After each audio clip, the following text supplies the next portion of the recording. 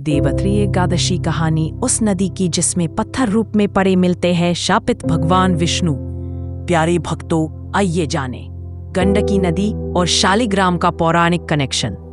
ये पूजा सनातन धर्म में अत्यंत महत्वपूर्ण है, जो भगवान विष्णु के विग्रह स्वरूप माने जाते हैं।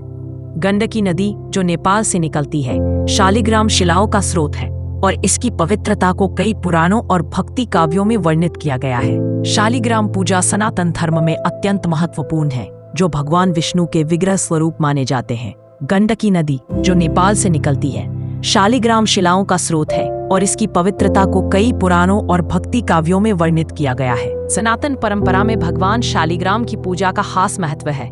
धार्मिक ग्रंथों के अनुसार शालिग्राम ही जगत के पालनहार श्री हरि विष्णु का विग्रह स्वरूप है। ये काले रंग के गोल चिकने पत्थर के स्वरूप में होते हैं।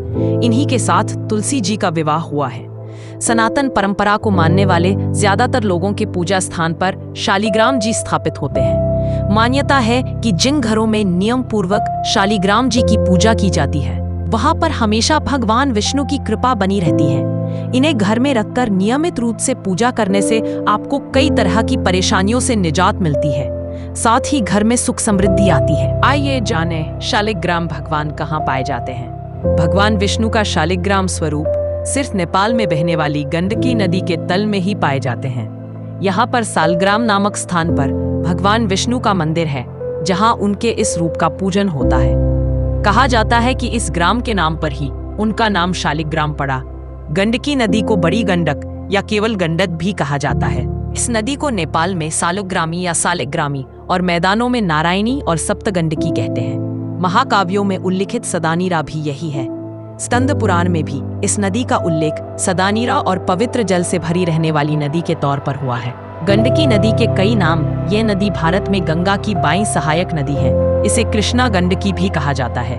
गंडकी नदी की 5 मुख्य सहायक नदियां हैं: दरौंदी, सेती, मादी, मार्स्यांडी और बूढ़ी गंडकी।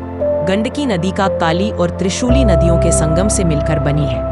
ये दोनों नदियां नेपाल की महान हिमालय श्रृंखला से निकलती हैं। इस संगम से लेकर भारत की सीमा तक इस नदी को नारायणी नदी कहा जाता है। यह नदी दक्षिण पश्चिम दिशा में भारत में प्रवेश करती है और फिर बिहार उत्तर प्रदेश की सीमा के साथ दक्षिण पूर्व की ओर बहती हुई 735 किलोमीटर की यात्रा तय कर गंगा नदी में पटना के सामने आकर मिल जाती है। पुराणों में है गंडकी नदी का महत्व। इस गंडकी नदी को पुराणों में गंगा की तरह ही स्त्री और देवी रूप में स्वीकार किया गया है और विष्णु भगवान का जो पतित पावन नाम है, वह इसी नदी के कारण मिलता है। पुराणों में वर्णन है कि गंडकी असल में एक गणिका था।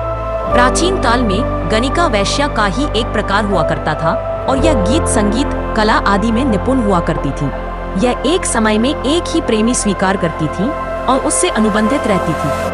इसी गणिका के घर एक बार भगवान आए थे और उसकी परीक्षा ली थी, जिसके बाद गणिका का उद्धार हुआ।